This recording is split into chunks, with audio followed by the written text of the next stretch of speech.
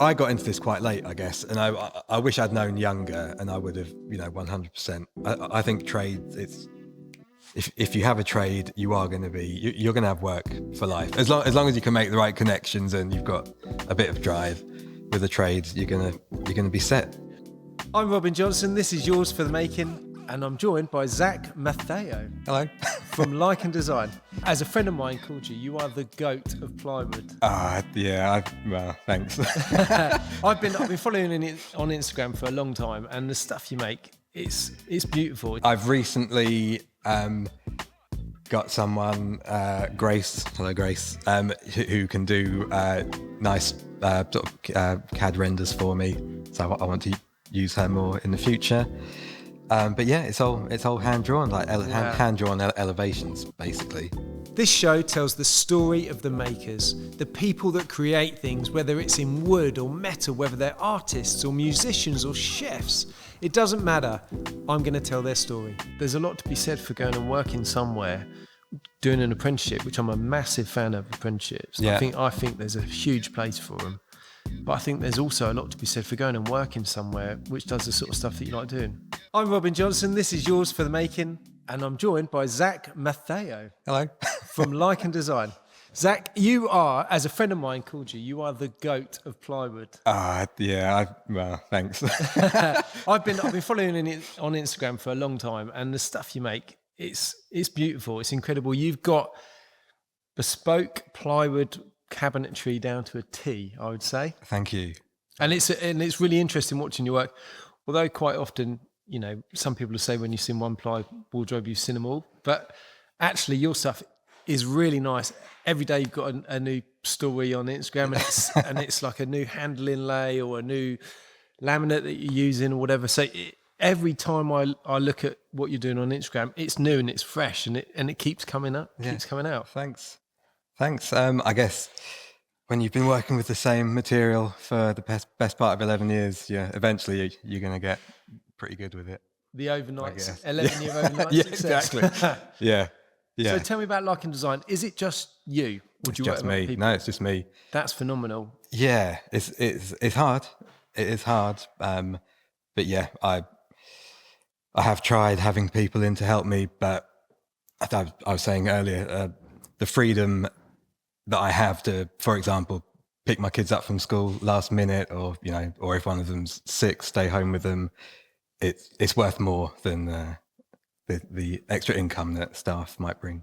At the moment, I do want to expand, but I just don't. I'm not very good at. I can make stuff, but the business side of it, not so good. Do you know? Often when people are in here, they're either creative and they've got a business manager of some description, could be a family member, whatever, that's kind of driving them a little bit and allows them to be creative. Yeah. Or it's the other way around. They're a businessman, or business person, and they're driving someone else who's creative. And I think it's really difficult to be both. It is, it's super hard. I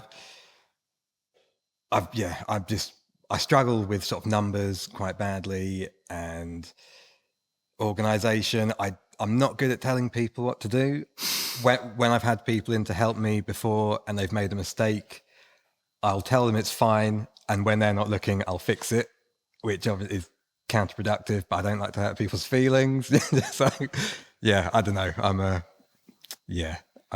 a funny old thing. But at the same time, you're still producing a huge volume of work. I mean, you're what are you producing a week? Like 2 or 3 wardrobes a week sometimes? Oh God, no, gosh. You just got a good backlog of photos then? No. To be honest, the last year or two, I've not even posted half the things I've made. I got a bit disillusioned with Instagram, so I sort of stopped trying as much as I used to. But yeah, I don't know. I'd say, a couple of things a month, I'd say, unless it's a kitchen, which will take me about a month, but I'll do a few little side bits along with that. But yeah, there's a constant stream. It has slowed a bit, but I think it's slowed for everyone. But there's still a stream of work coming in. Well, like you would say in one of your videos, if you want a stupidly underpriced bespoke kitchen, well, this is it. Come to Lycan Design. Yeah, I think that approach is starting to backfire on me, actually. I've sort of tried that recently, but actually I'm not sure it's helping. I think I am definitely, you get a lot for your money from me, without a doubt. I have people telling me all the time that I should be charging more. But I don't know. I look at it, how much can you really charge for a box with a door on it? Even if it's a perfectly crafted box with a door on it. But yeah, I forgot where I was going with this. But, how much can you charge a box with a door? It's about perceived value, isn't it? Yeah. Yes. Yeah. And I think a lot of customers, they go for the price over the quality, and I need to somehow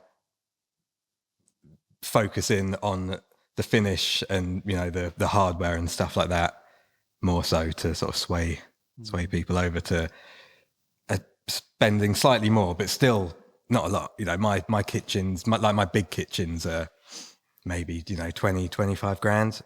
Really? And and I know other people who would be charging 40, or there's big plywood kitchen companies who would charge double for my kitchens. But yeah, like I say, terrible businessman. Really terrible. Now, I remember a while ago, I mean, the whole story of how you got into what you're doing is something that interests me. But I remember a while ago we were talking on Instagram, and you were telling me about your dad. Right. The wild ride that you went on as a kid. Yeah. Tell me a little bit about that, if you're comfortable doing so. Do I get to see the final edit before it goes out? Yeah. Are you sure? Yeah, we can. All right. So, well, growing up, he had what he used to say was one of the biggest pine furniture factories in Europe. He used to supply, like half of Europe, loads of shops and stuff. Right. In England, it was all sort of shaker style pine furniture, bry wax everywhere. Not my style. So I grew up around it and sort of developed a sort of healthy dislike for shaker style because it was everywhere. And then things happened to his business, and then he started. There's a few stepping stones in between, but then he eventually just started importing essentially like oak furniture land style stuff from China. And I would help him out in his shops, and I just look at this stuff and think this is crap. Like, this is really crap. And from there, I just thought I could do much better, and I enrolled on a short course in furniture design at St. Martin's, which I didn't finish due to a load of stuff going on in my family. But I still went, I didn't lose the interest with it. And then, what happened next? Was it before or after? I had a garden maintenance, but I basically I've got a sitting guilds in practical gardening. Okay, cool. And from when I was maybe 20, I think. And I always enjoyed, the fencing and the decking side of it more, and wanted to pursue the sort of woodwork side of it. And I decided I couldn't work with my dad anymore. God, what the time? I'm really terrible with the timeline. I think I did the gardening, and then I went to help my dad out, and I couldn't do it. And then I sort of blagged my way into a job as the in-house carpenter at a special effects company. Oh, wicked! And it was great. That's another sort of subject. It's great for the first year because everything's like, oh my God, look that. Oh, Peter Andre, Keith Lemon. But after a year, it's like any other job. It's just a job. Well, it's harder than a job, because it's not like, oh, well, let's go in at 8 and leave at 5. It's like, oh, we've got a show tomorrow. You're working through the night. That was my experience. It was all consuming, and you couldn't say no. And if you did say no, I'm really grateful for my time there. I'm super grateful, but it was a toxic environment. And if you said no to something and really dug your heels in, then you would be punished by getting some of the crapper jobs and stuff like that.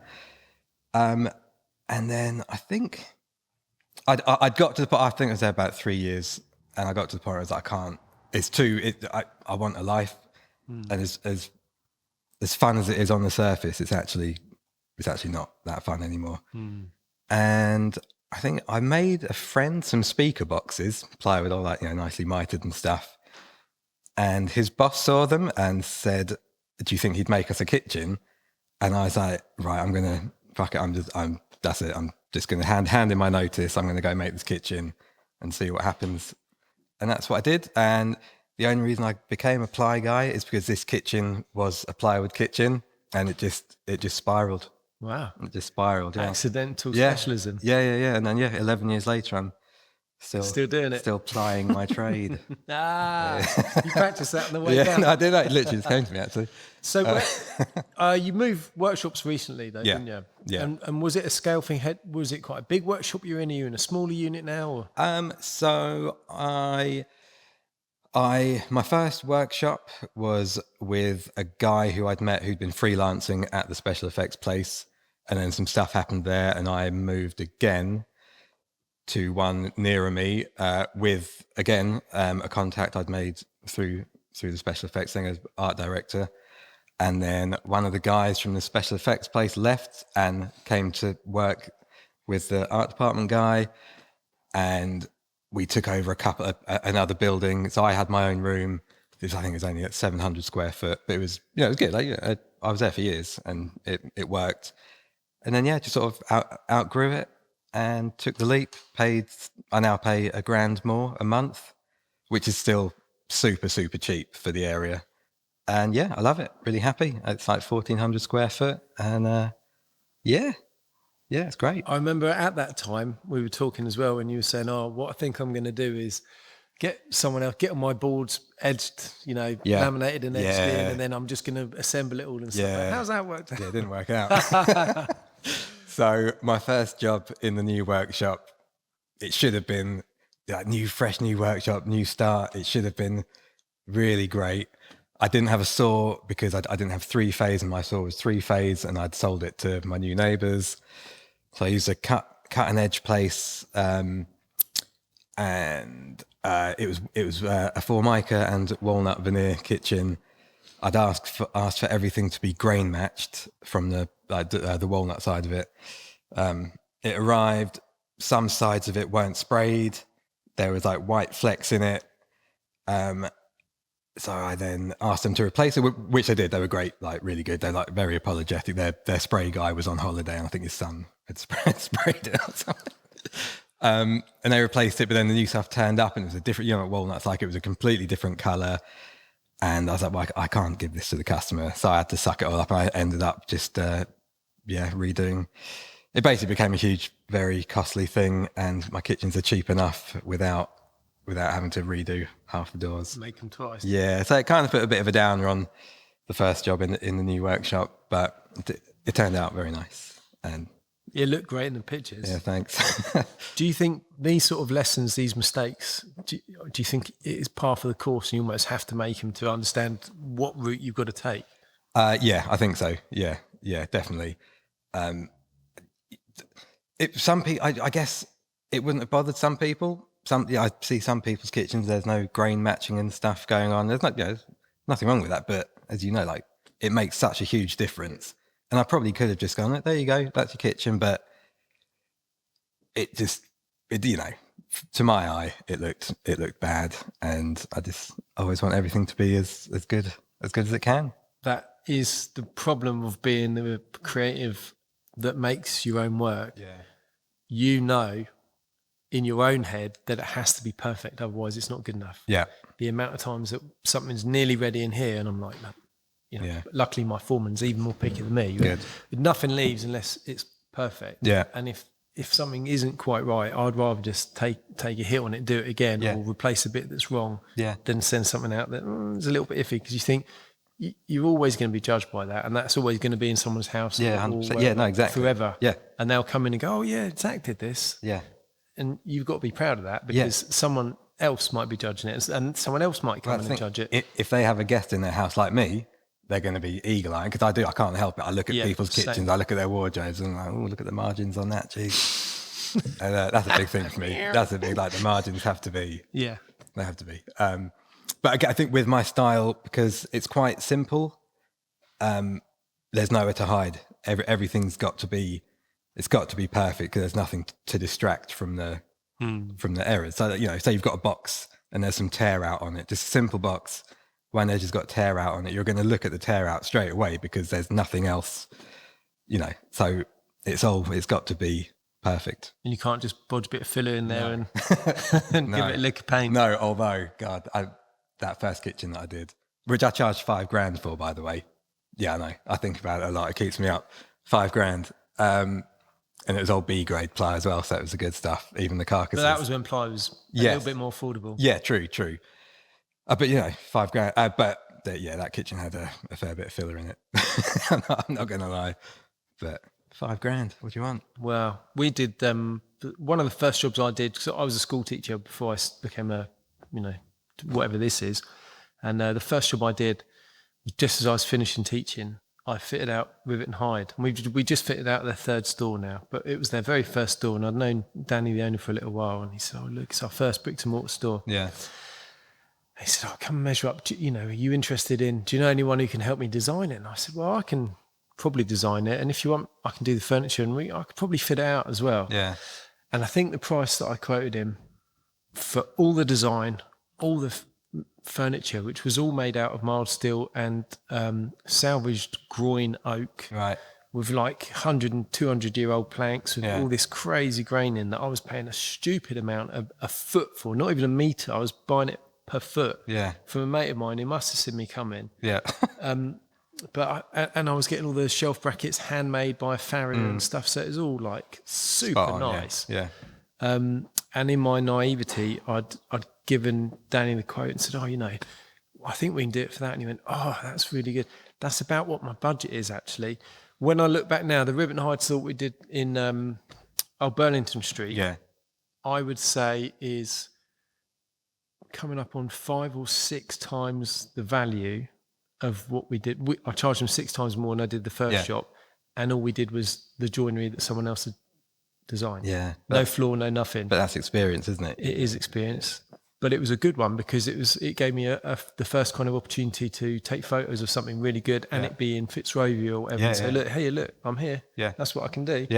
And I think that sometimes that naivety when you start is almost, you need that to win the work, because people aren't going to trust you outright to go, well, you know what, make me a 50 grand kitchen. Exactly. They'll go, oh, $5,000. But even that can you do anything for cash? But that to me, that would be suspicious. I'd be like, $5,000, how are you doing that? Now? But I've done it for that because I haven't got a clue what I'm doing. Well, I think they said we've got, basically, I got taken advantage of. I know I did. But look, it started me on the road to being a ply guy. So, not just I shouldn't knock a ply guy. You are the ply guy. Man, I love it. But there's a lot of competition out there. There's a lot of very good ply guys out there. There is, but there's also a lot of people who play the social media game, who do all those kind of weird stories and, oh, look at me, look at how good our stuff is, and look at my slick back hair, and we can make you the best kitchen going. You see for it straight away. The proof's in the pudding. If they're posting photos of the work which isn't showing close-ups or like all the work and stuff, we know. You see a photo like that straight away, you can go, oh, look, margins are wrong. That draws in, that draws out, and you can really read in. But they've got polished face. They go, oh, we can make you a kitchen, only 80 grand. I am terrible for that. I'm zooming in on your photos. On mine? Not good. Or maybe. Zoom in. That's why I post a lot of close-up stuff. I think it's, like I say, it's the simpler it is, the better it has to be. Yeah, and like you said, there's nowhere to hide. If there's a fault on that, it's really, really obvious. I think we have pivoted away from doing residential stuff, unless it's architect direct for a new build and we're doing everything in there and it all has to be the same way. We kind of pivoted more into hospitality in recent years, and it's come with it's like equally a curse and a blessing. The packages are great.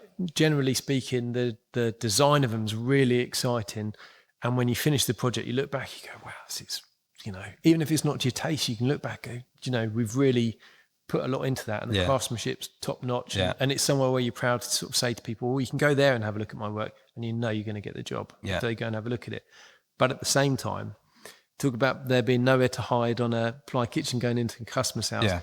There's absolutely nowhere to hide when you've got the designer who's designed it coming around to snag it all, and you think, oh no, You know, and they'll pick up on the smallest things. A bit of burr walnut. We got all these panels in one job with all these panels of burr walnut. Designer came past and went, oh yeah, it's a bit of a knot in that one. Oh, please. You know, I've worked every night for like a month, every day and every night, and that's what you're picking out, you know. Yeah. But I suppose that's their job, to come in and snag it all. Well, they have to justify their invoice. Yeah, agreed. But I suppose a lot of the time they're being brought in for the vision, the whole design intent, rather than the details. But true. Yeah, you are right. And it's sometimes like the QSs or whatever, whoever project managers, either we're doing something right or they're being very kind to us. On the last couple of projects, we haven't been kind of picked up on any kind of snags too much, really. Yeah. But I think a lot of that is because you can almost tell when someone's going to be difficult, and you almost, because you think they're going to be difficult, you almost go that extra mile to make sure everything's absolutely perfect, which it shouldn't be like that. No. I'd much rather think, oh, that guy's really nice, I really like them, let's make sure everything's perfect for them because they're nice people. Yeah, 100%, yeah. And everything always has to be perfect, but when you know someone is difficult, you know, you've got a proper Karen or something on the job and you think, oh, please don't be any problems with it. You almost double, triple, quadruple check it. I can spot a difficult person from the tone of their first email, and I usually tend to avoid them. Or at least I think I can. I feel like I can. I like working for nice people. Yeah. We all do. Yeah, well, obviously, yeah.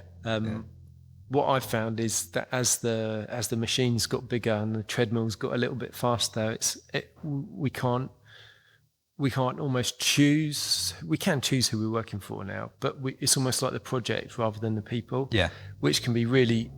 It takes a different mindset from where I was at before, where it was all about the relationships with the people. But now I've got to look at the drawings and go, actually, we can make that and make that really, really nice, and it's going to be enjoyable. And our value will be in getting the really difficult bit, which probably not many other people will be able to do, and doing it really nicely and saying, yes, we can actually make that exactly how you've drawn it. Yeah. And then doing that. But that comes with, we pick the projects, but then we can't pick the people.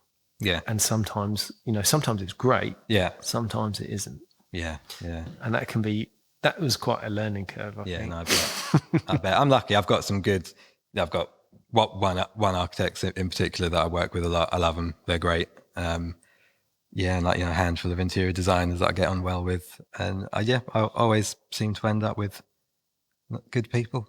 That's really good. Yeah. There's a lot to be said for that as well. We work for a couple of architects, and that's the sort of relationship. If you're starting off on your own, whether you've got, whether it's just you, whether you've got a team or whatever it is, that if you want to be making nice things, I think the biggest piece of advice that I would give is go out there and make the relationships with architects, interior designers, people that design nice things in line with the sort of stuff that you like making. Yeah.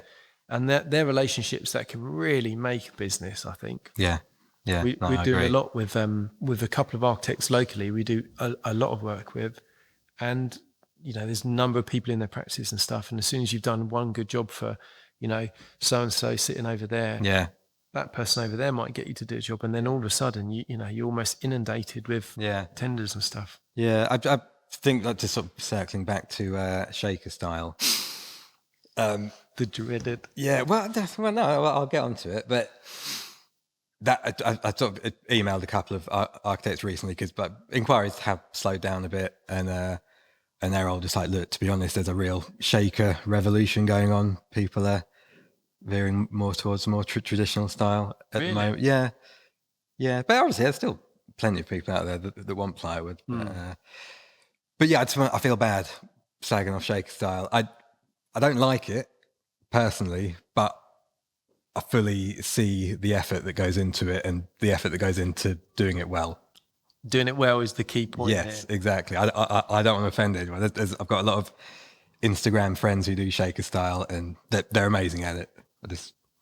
It's just not my taste. But at the same time, we've both seen it. There's a lot of Instagram people who are doing shaker style by buying some MDF, planting on a mould, putting a bit of filler on, and getting someone to come and spray it. Not even moisture resistant MDF. No, I know. Fluffy stuff. Yeah. And then getting someone to come and paint their faker shaker.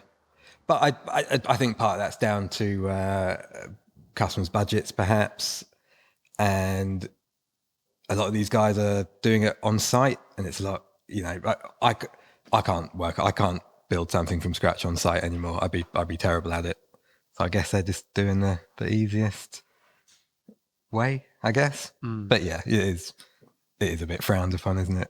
Well, it isn't it? Yeah, I suppose it is, but only because we know what they, for a very small extra bit of money, we know what they can have. And even sometimes when I hear about, I had a friend that had some wardrobes made, Shaker style, MDF, not MR, MDF. Yeah. They'd cut it on his driveway and came and fitted it in his hallway. And then he had to paint it afterwards. He bought himself a little spray gun, mussed it all up, sprayed it, fluffed up. Yeah.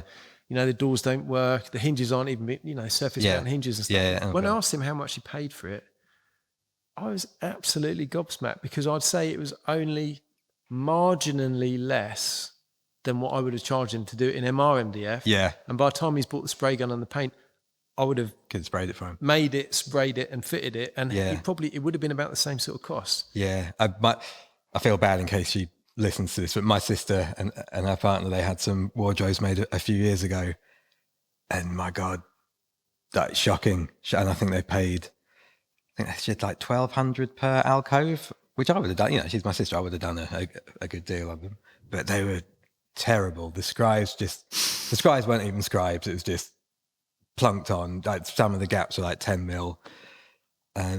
But they were happy with it. There are people, some people just don't sort of notice these things, I guess. Yeah, I don't know. We look at them every single day. Yeah. It's hard not to notice. I think it's a blessing and a curse. Yeah. Because much as my sister had similar sort of thing. My parents had some cupboards made at theirs before, and friends have had stuff done, and you walk in and you don't want to go, oh my God. Yeah, no, I know. Because, they've made a choice and you almost want to validate their choice. Yeah. I went to look at them. I came downstairs ready to be like, oh my God. But she was like, yeah, we're really happy with them. I was like, yeah, no, they're wardrobes. And what was that name? Sorry.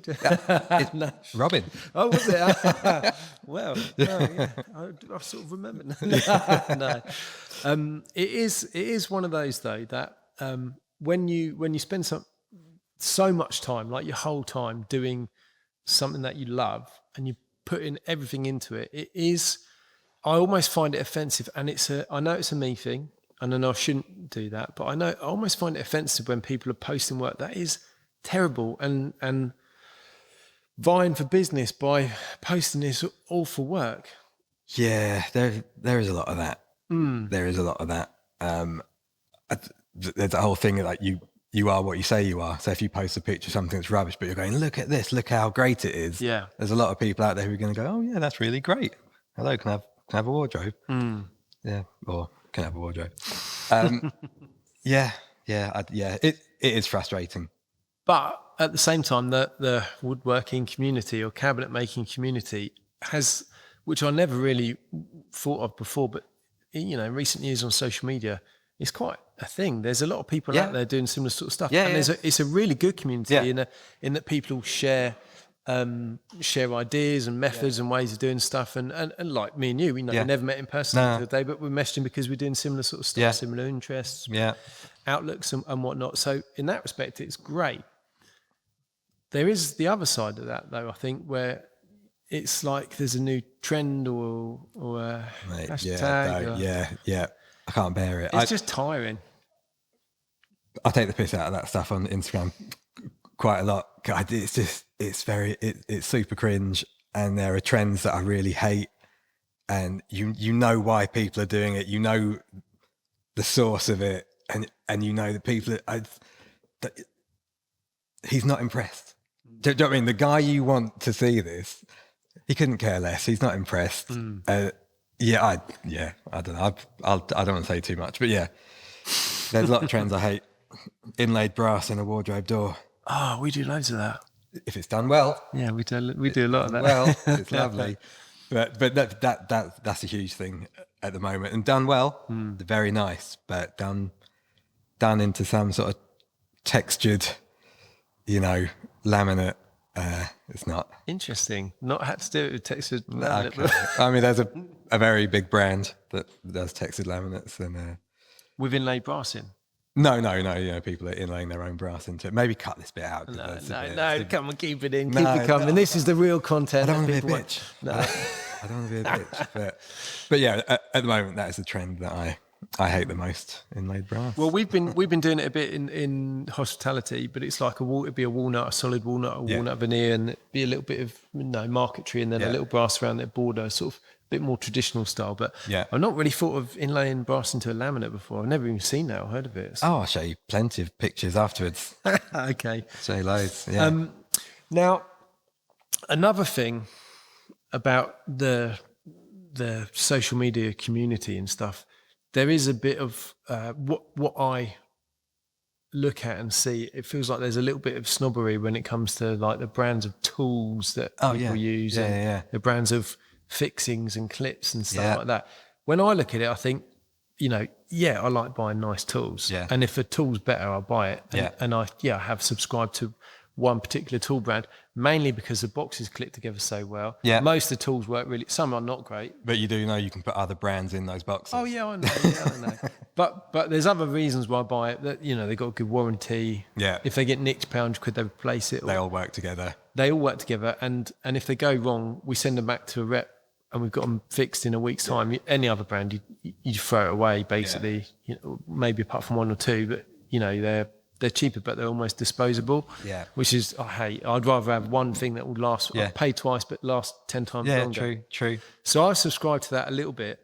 But when I see people posting pictures and like the hashtag things of it's this brand or this community. We know the community you're talking about. This community of clips. Brilliant machine. Yeah. Brilliant machine, game-changing machine. Oh yeah, 100%. And the equivalent, the thing that makes the the dominoes is really, really good. Changing how a lot of people actually do solid joinery as well. Yeah. I know people that are making doors and windows, no tenon and no mortise, no nothing. Yeah. Domino straight in, bosh. Yeah. There's a window frame. Yeah. The traditionalist in me goes, absolutely no way. You need all that fixed machinery. You need to get a good joint. But then at the same time, I've got one. I've used it. Yeah. Oh my God. It's like you cut them straight, you bosh it in. Yeah. Super quick, super easy. Yeah. Yeah. It's a changing world. Yeah. I don't have any brand loyalty to machines and tools.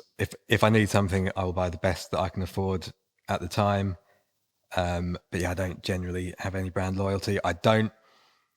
You will very rarely see me hashtag them or at them, because you're essentially doing free advertising for a £1 billion global company that really doesn't need your free advertising. Yeah. I really struggle with that. It's like they're not gonna give you anything. No, for it. Exactly.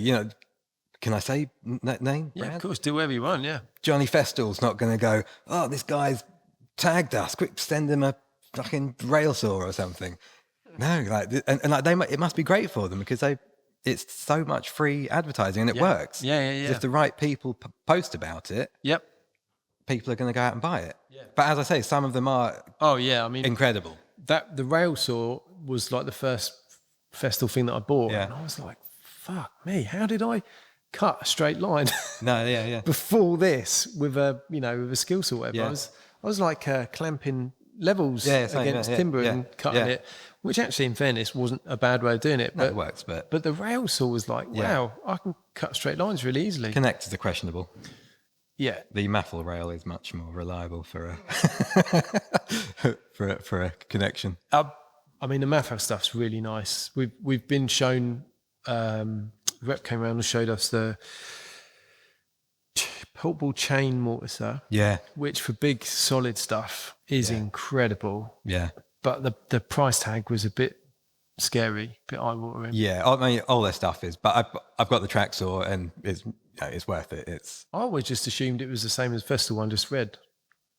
There's not much in it, to be honest, and they're a very similar price.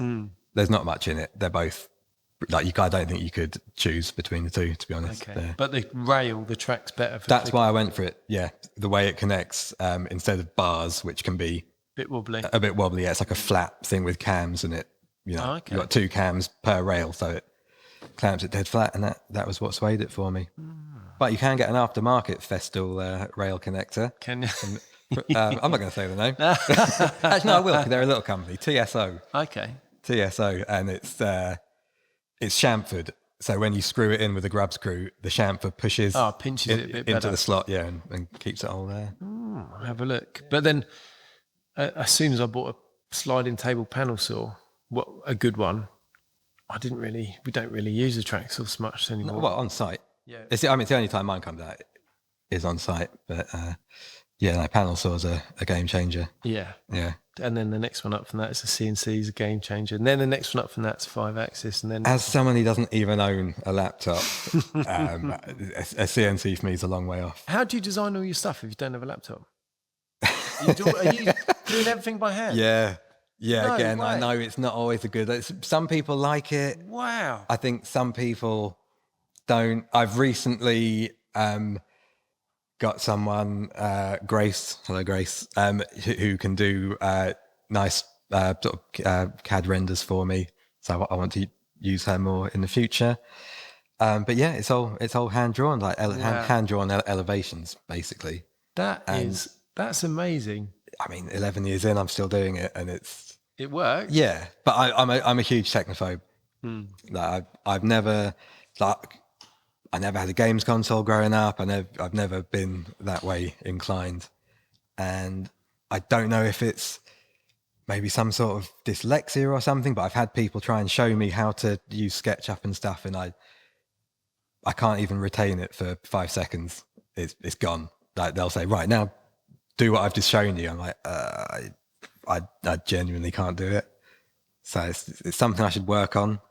But again, as a one-man band, I don't have time. I don't have time, and I can draw something by hand 5 times quicker than I can, with my 2 fingers going. So, but I mean, I'm honestly surprised by that, because the stuff you make is really good. It's not just 1 or 2 little cabinets. You do a whole run of units and stuff, and it's all bespoke, ready, made to fit, made to measure. So to do that just from sketching, that's really good going. Yeah. I guess. I mean, I know I need to move with the times, and I've had customers in the past who would definitely have liked, a proper.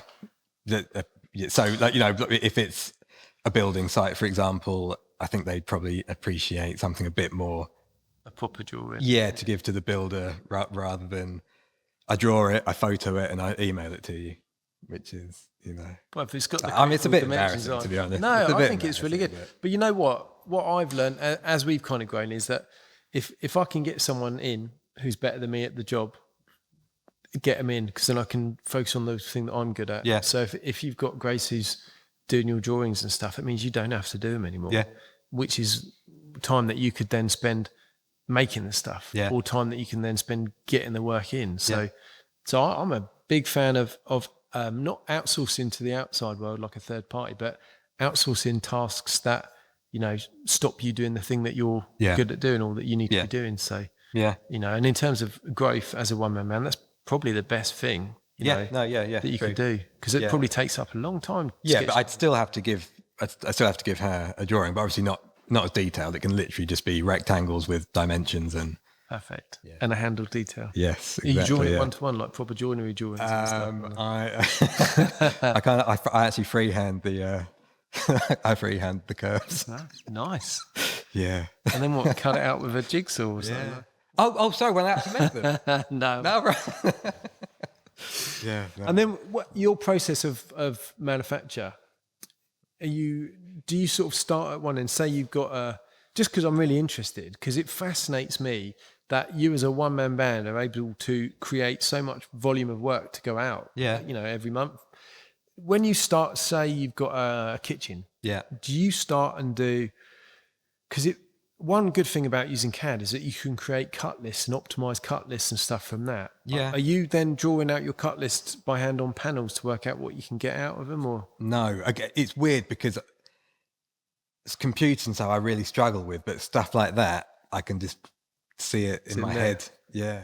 Do you mark out so you pull off your sheet of birch ply, do you then mark by hand, or you just straight through the saw, all the 600 sides? Yeah, I just write my panel sizes, my component sizes down and... Done. Yeah. Yeah, it's weird. Like there's It's things. really impressive. Yeah. Thanks. No, it is. I mean, I'm not on the tools 100% of the time. Probably lucky to be on the tools 10% of the time.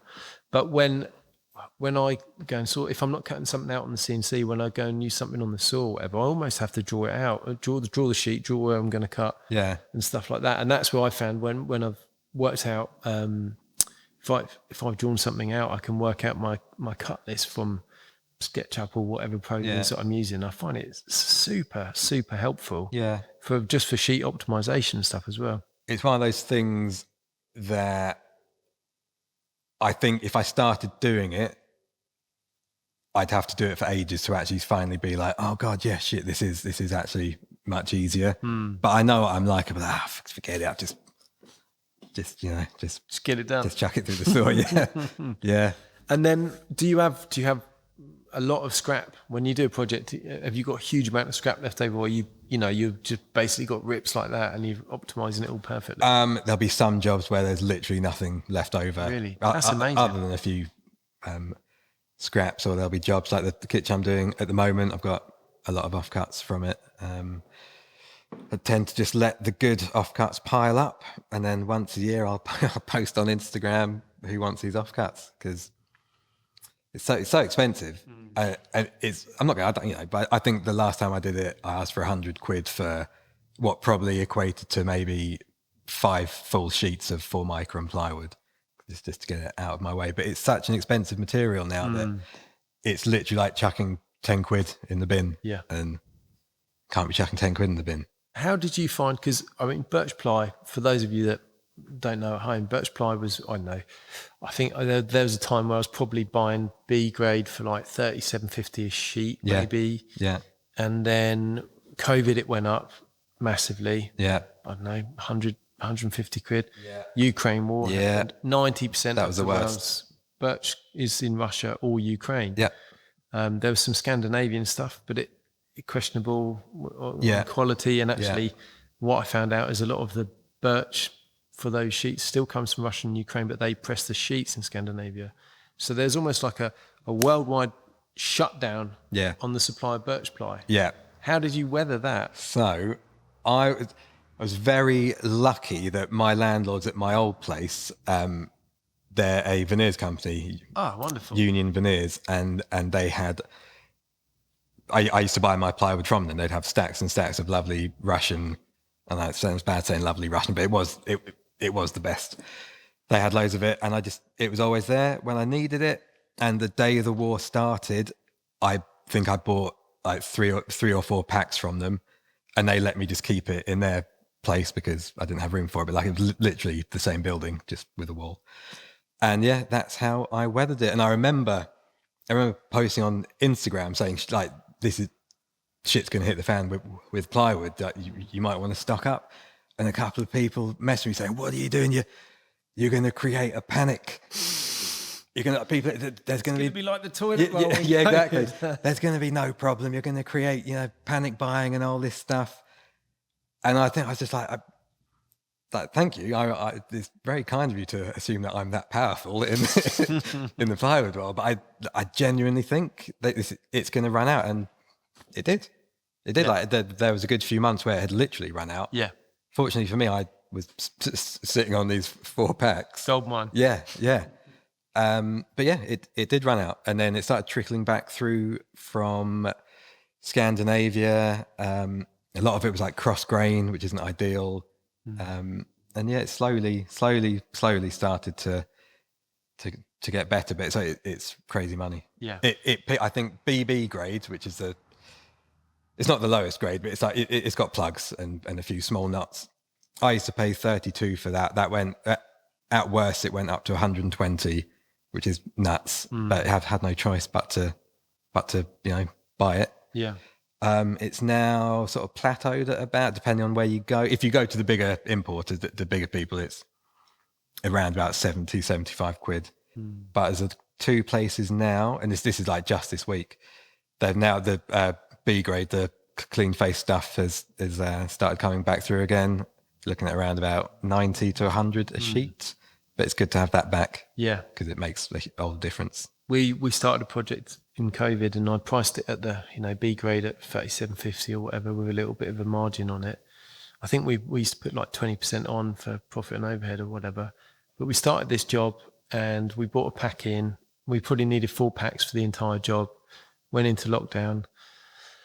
Tried to order the next one. It gone from 37.50 to, within the space of a month, I think we had to pay £220 a sheet. What? For B/BB, and I had 3 packs on hold, and I was looking around everywhere, and nobody had any stock of anything, especially not 3 packs. That's like what, 66 sheets or something like that.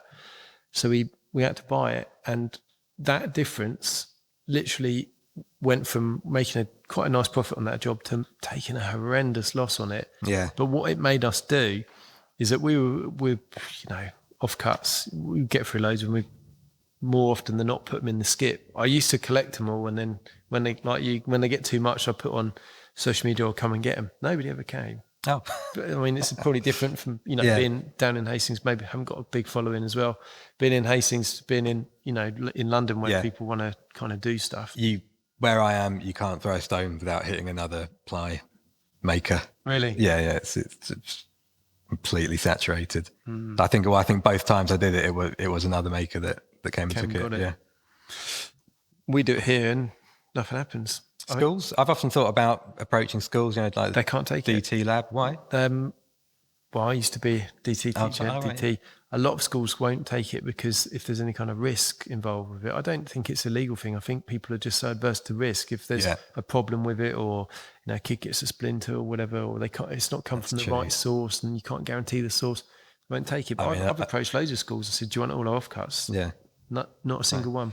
A lot of my offcuts are melamine faced, which is kind of like handing a kid a razor blade. So yeah, probably right.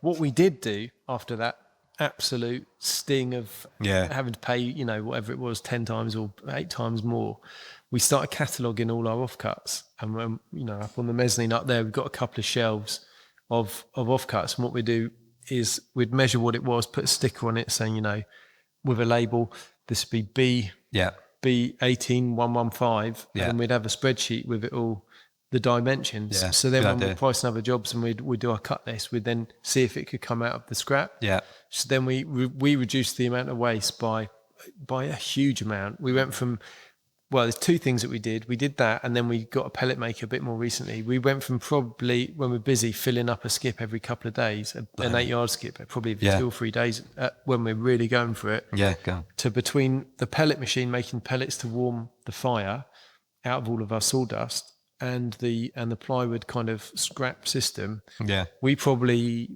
fill a skip once a month, sometimes once every 2 months. Yes, great. Much to the detriment of my mate who owns a skip. His dad owns a skip company. Sorry, James. Yeah. Well, But it's good, in terms of an environmental. I know there's a lot of greenwashing and stuff and banning about, but actually when you think about it and you're using, let's say 98% of the raw material that you're buying in, everything else is going out as product, and there's probably only 2% wastage. That's something that we can be quite proud of. That's incredible, yeah.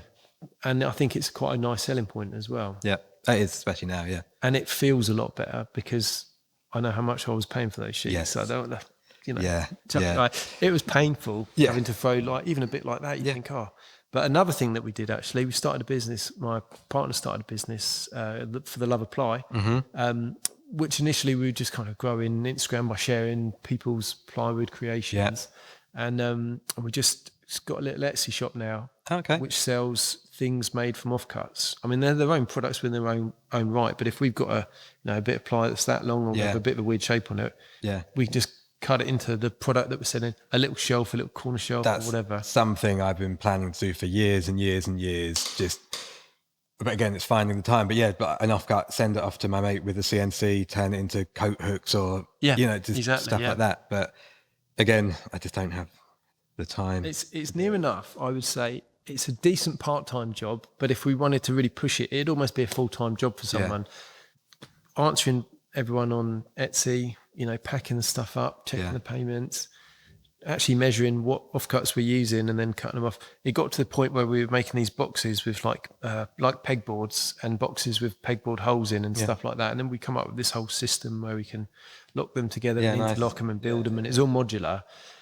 But then we're ordering material in to do that. So it was like, well, we're not actually using scrap for some of these things. Defeating the object of it, yeah. Yeah, exactly. And that was the whole reason kind of behind it.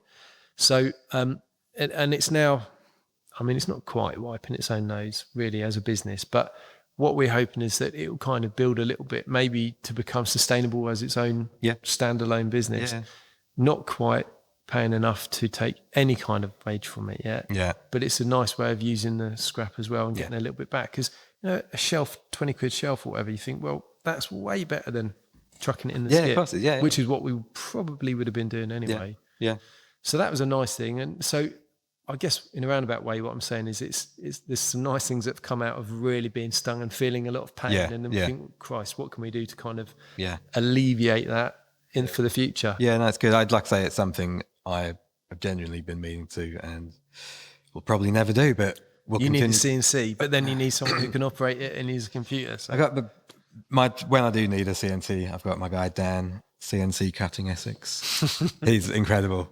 And he's amazing. If there was a CNC Olympics, I'd put all my big gold medalist. Oh, 100%, yeah. Excellent. Yeah. So what I should do is just go to him one day just with all my offcuts and make me something. Yeah. Make me something good. Yeah. Exactly. You come back, you'll have one of those giant dinosaurs, with like all the ribs in the ribs. Yeah. Yeah. For us, that was a game changer getting the CNC. We got the CNC probably the first one. We got it in 2020, maybe. Oh, really? That late? Yeah. Yeah. So we're doing everything by hand up to that point. But when we got it, that was like the biggest single game changer at that point for us, because all of a sudden we could chuck a sheet on and cut loads of complicated stuff out. Yeah. And it opened up the world of being able to do accurate curves and circles and templates and stuff, whereas before we were drawing it on with pencil and cutting out with a jigsaw or compass, if we were really feeling lucky. And having that just allowed us to take on crazy projects, because I think a lot of people get into a lot of people go, this is what we're doing, we're making shaky kitchens, or we're doing fitted wardrobes, or we're doing whatever. But I was like, well, we've got this thing that can cut out any kind of shape. Yeah. Let's try and get any kind of job. And then we kind of ended up in this specialism of super complicated stuff. Yeah. So much so that we can't even do it on that now. We've got to buy another one and do it with a 5 axis. Yeah, that's good. But it's like, we're almost like finding complications to almost justify, not our existence, but almost justify the maybe higher price tag that we'd need to charge. But we've got to be able to do that, to say, we've got to be able to do the hardest stuff, to say, look, we're the guys who come to for the super complicated stuff, because we can do it. Yeah. But when people come to us for like the simple wardrobes, quite often we're like, we're not the people. Yeah, send them to me. I will do. So I'll travel down here. But you're busy. I am, but it's like that. It has to. Do you know? I do share work around. I've got a good friend, Damon. He's got a joinery over in Eastbourne, and he's brilliant. Doors and windows, and stairs. Very traditional joinery, all like done on traditional joinery machinery and stuff. If I said to him, could you do a window with a domino? Absolutely. He wouldn't probably ever speak to me again. He's that sort of traditionalist, but his work's brilliant. And sometimes we get window packages. But you need people like him. 100%. Because otherwise stuff like that will die out and it'll be lost. It's interesting you say that. I don't know what it's like where you are in London, but here we take one apprentice a year. So we've got 2 apprentices at the moment. One's first year, one's second year. And we got an apprentice who's been with us on and off for a few years now. He did his second year and he's qualified and he works here and everything else. Probably take on another apprentice next year, try and keep it going. But what we found is that in this area, at least, there used to be, I think, 3 or 4 colleges that offered joinery or cabinet making as an apprenticeship. Now in Hastings, we've got the Hastings College, that offers joinery, no cabinet making, just joinery or site carpentry, which everyone gets pushed into because it's like easy money. Yeah. Just need a van and a saw and a nail gun, and this is it. 300 quid a day. Exactly. That. I mean, I think about that a lot. I'm not even joking. But yeah, I think I'm too fragile for proper site work. I just find it boring, if I'm honest. Like, and no shade to anyone that does it, because they, some guys do a great job. Site carpenters do a great job. Pitch a roof super quick, hang doors super quick. But for me, I'm like, if it was every day, I'd just, I need the challenge. Yeah. But the guys that are doing joinery, there's no kind of call for it. It's not a sexy thing to go and tell a 16-year-old kid, you should go and make stuff out of wood and earn a meager wage for the rest of your life.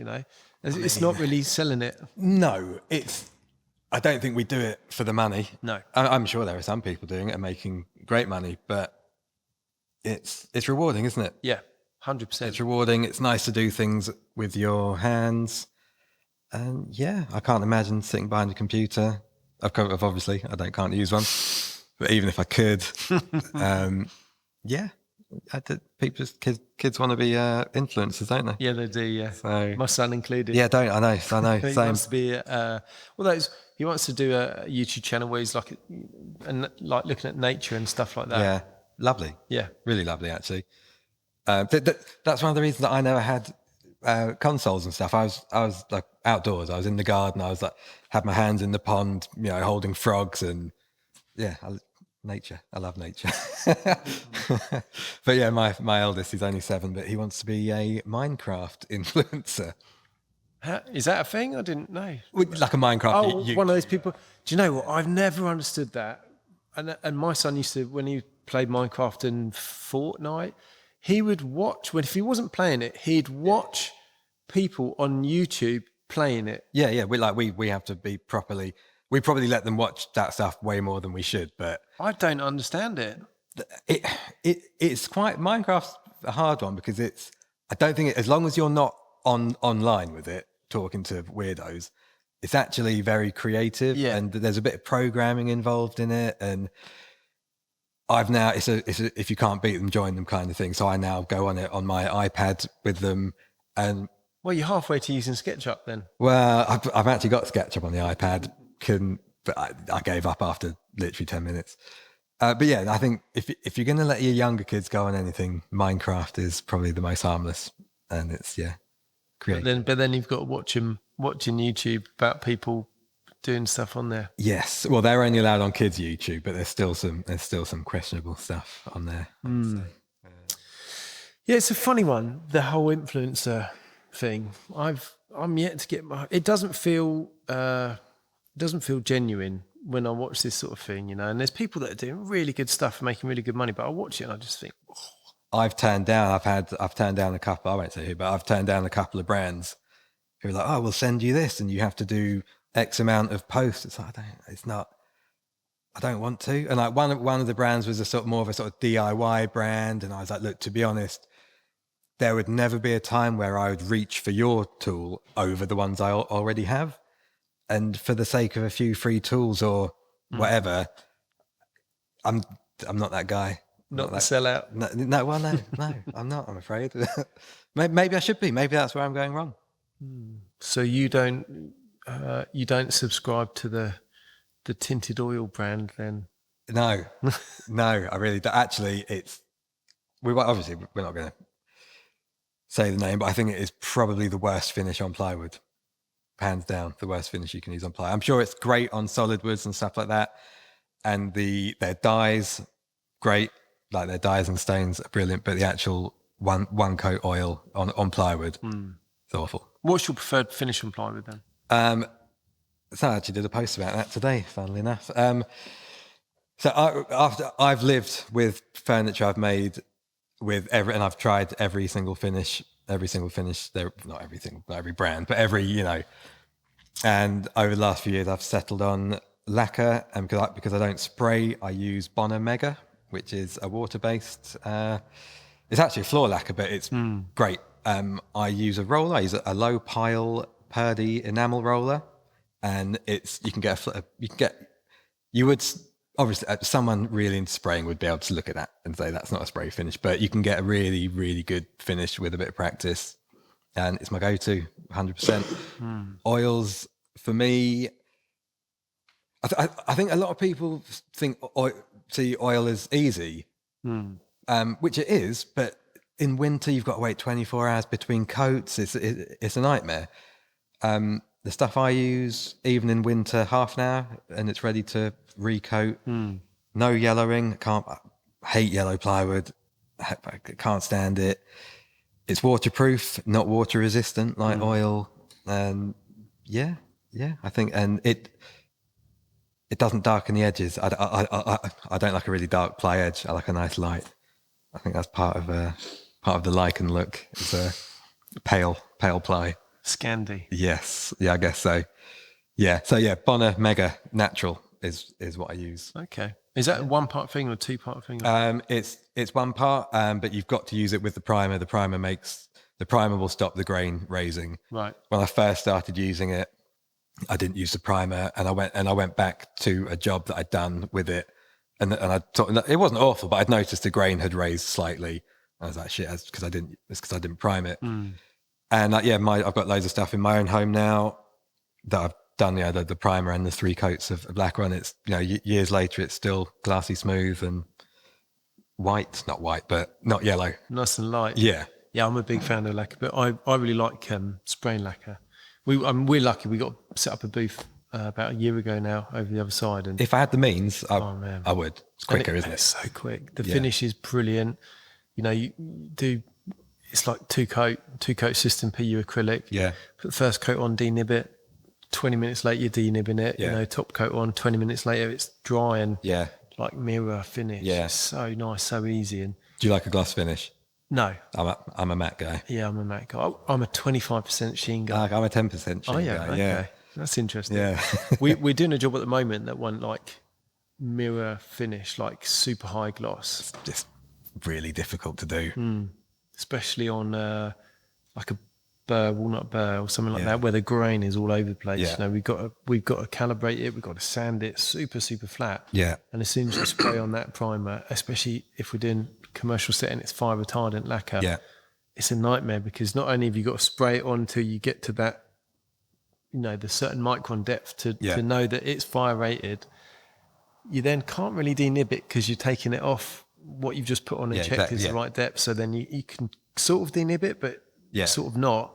Then when you put the top coat on, you can't really knock that back because it's a fire retardant. And to get that finish as a high gloss, oh my God, you may as well paint a black piano. Do you know what I mean? It's the hardest thing.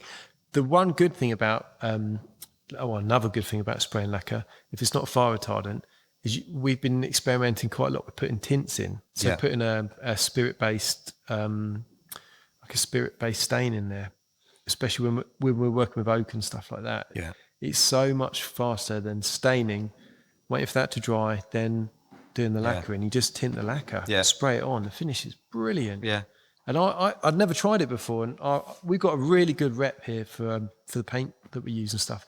Really knowledgeable about paints, about lacquers, about the equipment and stuff. And if my advice to anyone if they're getting into that sort of thing is to contact a local rep and get them to come and explain. Yeah, there's an element that they want to sell you stuff. Yeah, of course, yeah. But he'll come in and say, "I've got this really good gun, and it's specifically designed for spray and stain." Yeah. I think, I'll go on then. Let's have a go at it. You only got to use it once and know, actually, it's really, really, really good. This is going to save me hours. Yeah, great. Yeah. Take my money.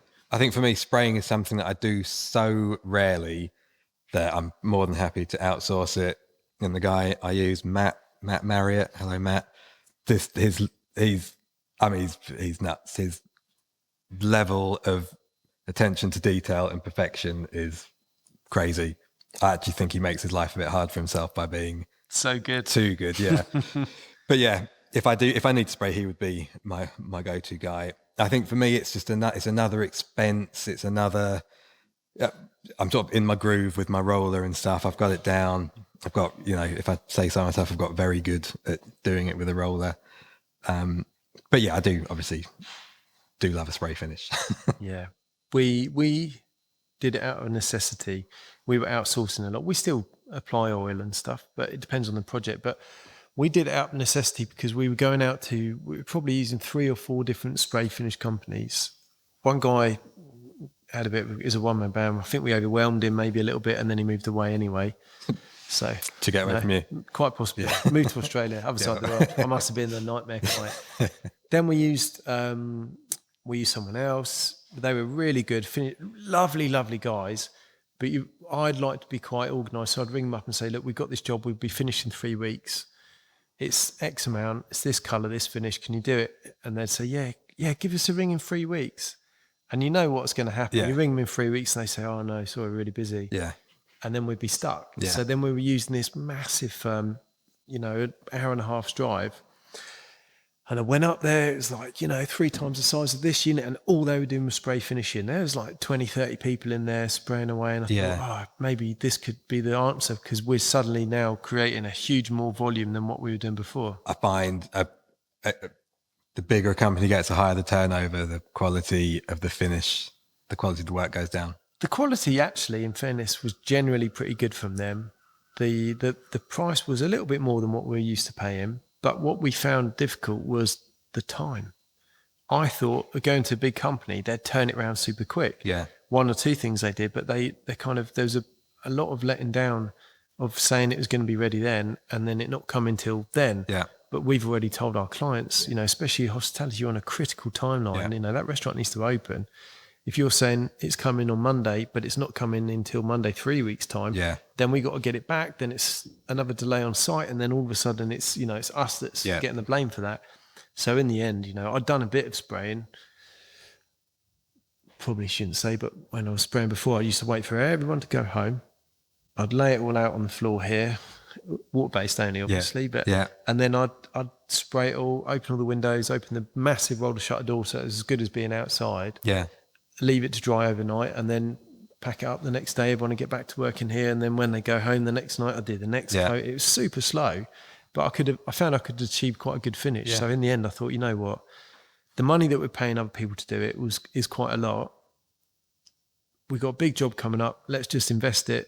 Set a spray booth up, lean in on the rep, and get him to tell us what we need. Mm-hmm. And the first couple of things probably weren't the best, but really, it's been another really big step forward for us, because we can get things done straight away. We can even stain it here. We could make something, sand it, stain it here, take it up there, spray it same day. Yeah. It's dried, back down. Yeah, nice. It goes. Yeah. Rather than having to ship it out somewhere, wait for them, get them to price it. And it's a difficult one. But we're not blessed with loads of spray. In fact, down here, to find people who are really good trades is few and far between. So generally my approach would be, if we can't find a trade that we can really rely on, and we've just been let down by another subcontractor on another job massively, and it's horrible, and we've worked with them for a long time and they've been really good. Now they've let us down, and it's like the worst feeling. So what I've been trying to do is just bring everything in house. Fair enough. But then it means you're growing and you need to keep the whole thing busy, and then you need a bigger job than the next job. It's like the Dr. Seuss, Sneeds or whatever it is. Do you know the one I'm talking about? I don't know that one. We get biggering and biggering and biggering. Oh, right, okay. Wow, what Dr. Seuss one is it? I read it to my kids and I thought, oh, that's quite funny, because that's exactly how I feel. Thneeds. I think everyone needs a thneed, and it's like they're chopping down the trees and making these kind of, I guess they're like snuds, remember when they came out? It's kind of like these things, thneeds. Dr. Seuss was a trendsetter, well ahead of his time. But sometimes it feels like we're just biggering and biggering. And to what end, But then actually it's, I guess, instead of going out to people, we're bringing it in. So I don't know. Yeah, I don't know. I don't know if I want to bigger and biggering. My whole thing with the plywood and the Formica is it's simple. Like with the Formica, I don't have to spray. There's it's a myriad of colours you can get in Form, or different brands are available. I just try and keep things as simple as possible so I can do it all. And but again, maybe I'm missing a trick. Maybe I should be. I don't know. There's a beauty in the simplicity of it, though. Yeah. We were talking. Go back to it. We were talking about who's going to learn those things. Who's there to teach those skills? And I was saying about the apprenticeship scheme here. It might be different in London, but I think there's 4 colleges in this local southeast area that have closed, and all of their kids now go to Hastings, which you'd think would mean that the course is oversubscribed. Yeah. I think this year there's 4 people on it. One's coming all the way from Tunbridge Wells, one's from Eastbourne, one's from like Rye or Ashford Way, Yeah. and one of the guys is from here. Yeah. 4 kids, an adult. Ours is actually, our apprentice this year is 45, so Yeah, really? it's coming too late. Oh, jeez. Yeah, I'm 44 on Monday. Oh, happy birthday. Thanks a lot. Thanks a lot. What are kids enrolling in then? If you know, I just think I got into this quite late, I guess, and I wish I'd known younger, and I would have, 100%. I think trades. It's if you have a trade, you are going to be you're going to have work for life as long as you can make the right connections and you've got a bit of drive with a trade. You're gonna be set. Yeah, you're gonna be set. I agree. But I think sometimes you have to learn the hard way. It took me a long time to get here. So the 10-year overnight success. Yes, I keep telling everyone. Yeah. My foreman here, Richard, he's been a joiner since he was 16. I think his dad was a carpenter joiner, so he's always been immersed in it. And then he went to college straight out of school. He said when he went to college, there was 30 kids on his course, and there was 100 that applied for it. Really? And then he made sure he was the top of the class. He's a super driven guy. He's 64 coming up. I don't know if he's 64 now or if he's 64 next birthday. But he's he's been doing it a long time. Yeah. What he doesn't know about joinery, I don't think is worth knowing.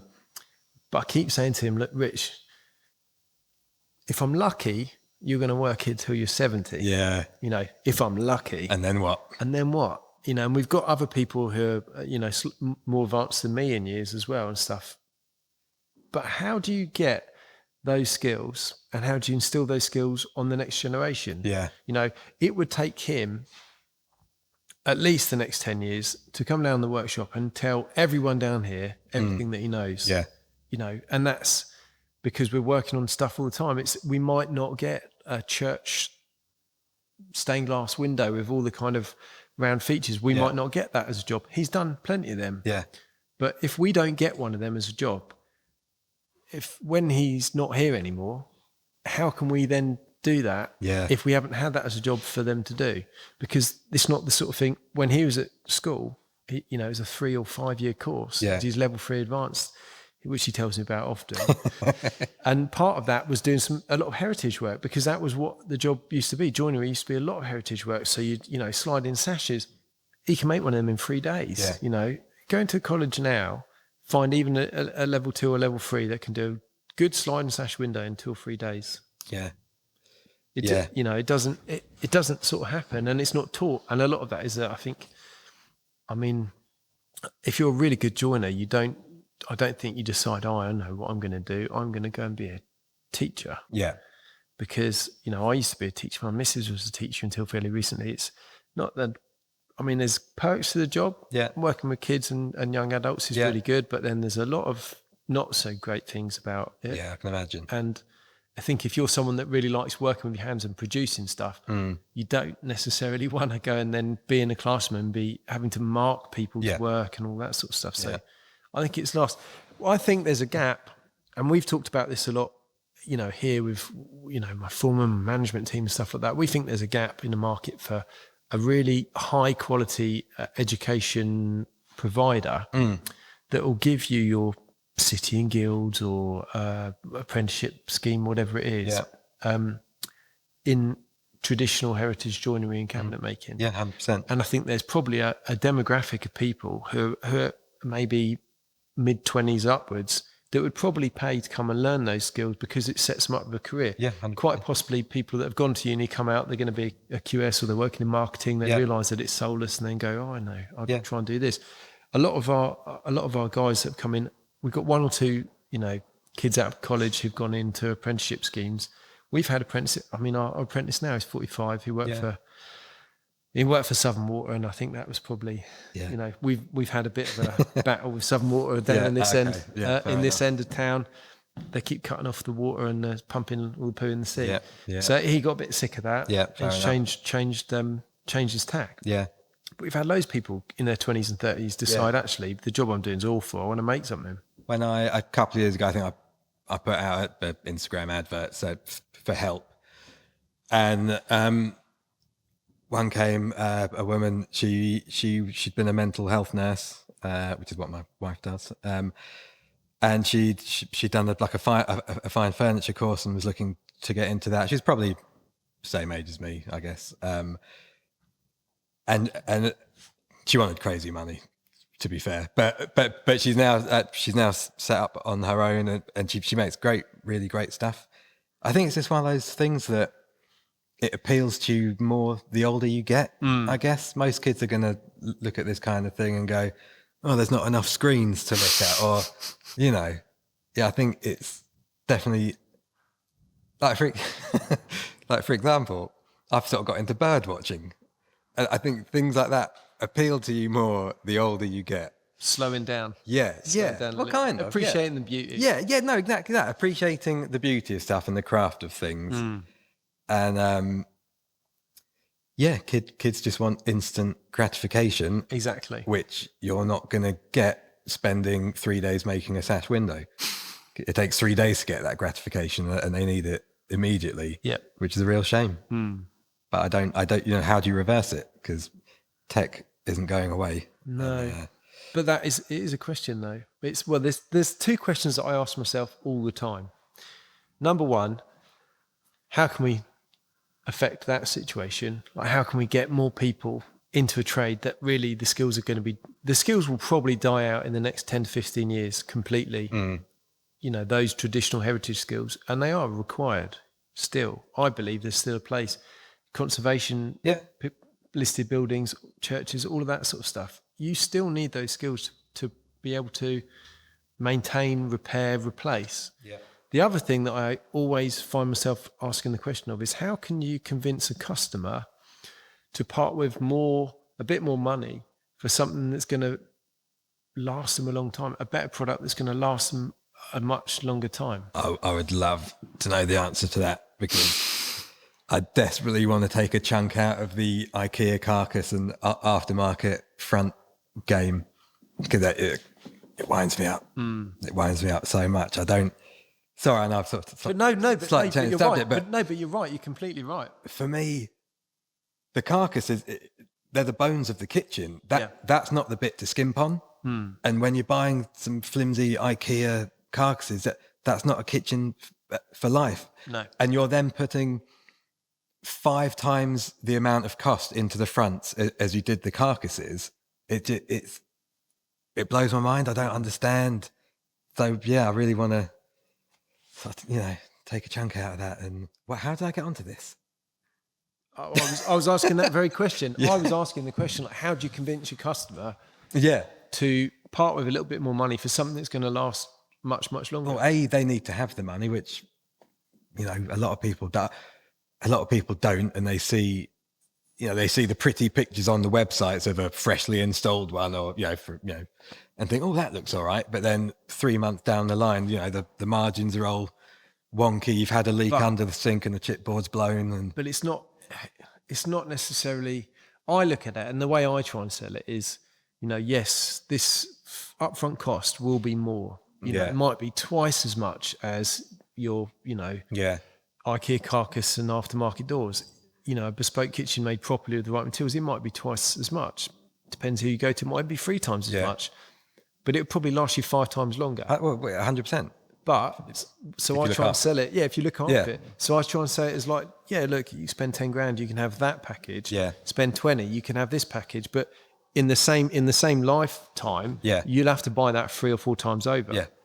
And that's kind of, that's how I try and look at it. But then when I've been in conversations with customers and they're like, but I just can't justify the upfront price. I think actually, if you're in 5 years' time going to have to change it anyway, just take a 5-year loan. Well, and that covers that. Yeah, I think. Yeah, I mean, me and my wife are very much of that mindset. We will take a loan to get something a bit, that we know is going to last longer. Yeah, but not everyone is. Then it pays for itself. When that loan's paid back, you've still got that thing that's going to last you 3 or 4 times longer. Yeah. Like, I don't have loads and loads of clothes. The clothes that I have got are generally ones that I think are probably made a bit better. They cost tiny. It's not a brand thing. I'm not like, no, it makes sense. No, I buy clothes or shoes that last a bit longer, that have been made with maybe better materials. I don't know. Yeah. Or maybe I'm buying into the marketing bullshit. Well, potentially. I'll tell you what, Rivet and Hide, when I did that shop, that opened my eyes because I had no idea of it in the past. But that really opened my eyes as like jeans and stuff, how jeans are made. I had no idea. You know, that's like selvage denim. It's a high weight weave of the denim or whatever. Yeah. I used to buy a pair of jeans, wear it to work 3 months. You know, the groin would fall out. Yeah. When I did that shop, Danny gave me a pair of jeans. That was in 2014. Still going now. I've washed them once. Have you really? Well, apparently you're not meant... I mean, you should probably wash them more than that, but apparently you're not meant to... I freeze them. I do? Yeah. If they smell really bad, I don't wear them every day, but if they smell really bad, I freeze them. Yeah. And then defrost them and then they're all good. Does that make them stiff again? Because there's nothing worse than when your jeans go... Oh, I tell you, I had to break these jeans in. The first time I wore them to... We have a big thing here in Hastings. You should come, bring the family. Jack in the Green. Fantastic. Okay. It's one of those 50 things you got to do before you die. Yeah. It's great fun. May Bank holiday, the May Day. Anyway, we finished Rivet and Hide about 3 days before. He gave me these pair of jeans. They're really nice. Wore them to May Day. Walked about 5 miles. And when I got home, I was like, oh my God, my legs. I'm crying. I was bleeding across my groin. Yeah. Both legs were completely blue. I just thought I was cold, but it was the dye had gone into my legs. Of course, yeah. The next day, after I showered all this indigo dye off, I had bruises on every part where, the back of my knees, across the top there, around my calves, any part where the really tough denim, it was like 20-ounce denim, was rubbing. I had bruises, and I had bruises for about a week. Wow. And I'd put the jeans in the back in the drawer and thought, I don't know, wear them again. It was only when I started riding motorbikes again that I put them back on, and they were like super comfortable. It's like a shoe that you've worn in. Yeah, you've broken. And now every time I put them on, I'm like, oh my God, these are so nice. Nice. I mean, denim's a whole rabbit hole you can go down. My work jeans, Sainsbury's, because they're only for work, and I know they're going to get covered in crap, not literal crap, but they're going to get covered in crap. And so I go to Sainsbury's for my work jeans, and I'm a big fan of Uniqlo for my jeans. That they do different grades. They do this nice salvage ones. Nice jeans. Well, it's a craft in itself, isn't it? Yeah, no, it is. I often ask people, every guest I've had, I've asked them for one piece of advice. If there was someone out, I know I'm putting you on the spot here, Zac. Yeah. If there was someone listening who listens to the podcast, they're hoping for some inspiration or some advice because they're starting their own thing, they want to start making a product or doing a craft or something like that. Can you offer one piece of advice to them, which maybe you were given, maybe you wish you were given when you first started? I mean, honestly, don't take advice from me. Because I don't know what I'm doing. I don't know how I've got this far. I'm genuinely just winging it. You're super humble. You got this far because you're really good and you make really good stuff. And you got fantastic attention to detail. Thank you. Yeah. Do you know what? It's only the last couple of years that I've started to think, do you know what? I actually am quite good at this. But before I was always quite self-deprecating. I'd be a bit embarrassed. But, after 11 years, I know I keep saying 11 years, but after 11 years, I think I'm entitled to... You're doing something right. Yeah, do you know, I'm actually not bad at this. But advice-wise, I really don't know. I can't give you... I couldn't give someone business advice. Oh gosh, can we come back to this, or is this the end of it? Well, it's coming up. It's coming up. We'll come back to it. If you can think of one. Yeah. Well, let's put it like this, right? You come into a room, and you've got a friend there who says, you say, right, I want to start making cabinetry, or I want to start doing a generic craft. What do you think? What should I do? Yeah. What do you wish that you were told? To go and get some proper formal training in it first, because I didn't have that. Like I said, I sort of blagged my way into that job as an in-house carpenter at the effects place, and that's where I learned the machines and tools and stuff. So I don't always know if I'm using stuff the right way. Even now, I still don't know if I'm doing it the proper way, but it always seems to work. So my advice would be go to like a vocational college, or if you go to a company that does what you're looking to do, just be keen, put the hours in, and be rewarded for it, Brilliant. I guess. Yeah. Well, that is good advice, actually. Well, I don't know, is it? Well, no, it is. It is, because I think there's a lot to be said for going and working somewhere, doing an apprenticeship, which I'm a massive fan of apprenticeships. Yeah. I think there's a huge place for them. But I think there's also a lot to be said for going and working somewhere which does the sort of stuff that you like doing. The effects place, they only got me in for, it was only meant to be a week. They had a really, really big job on, and they had about 5 or 6 freelancers on this job, and I was one of them. And I'm the only one that got a full-time job out of it, because I was happy to work late, come in early, do the weekends. And I went to the boss and said, look, this is great. I really want to do more. And it obviously worked. And I freelanced for another few months, eventually got put on the payroll. And so, just show willing, be keen. You won't get it right all the time, but as long as you're not costing the business money, you'll be all right. Cool, man. And what's next for you and for Lycan Design? Have you got any big plans? I don't know. I really don't know. I feel like I've just been bumbling along at the same level for the last few years.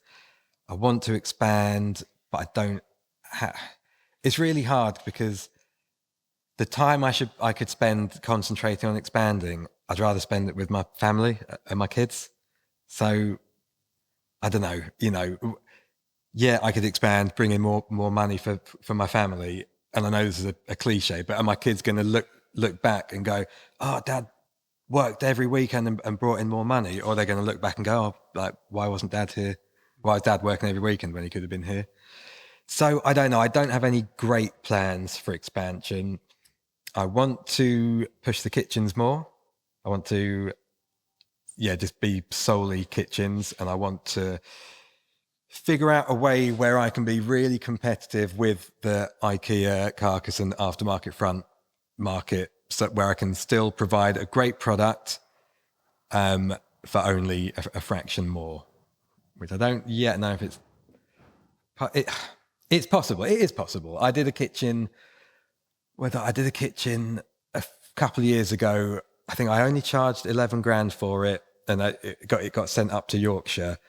And I think it took me 2 weeks to make. It wasn't huge, but it was 11 grand. It took me 2 weeks to make, and maybe 3 grand's worth of materials. So 8 grand for 2 weeks work is a mate. Like if I could just do that, 2 of them a month, that would be incredible. And I wouldn't have to work the weekends, because when I'm in a good frame of mind, I'm really quick.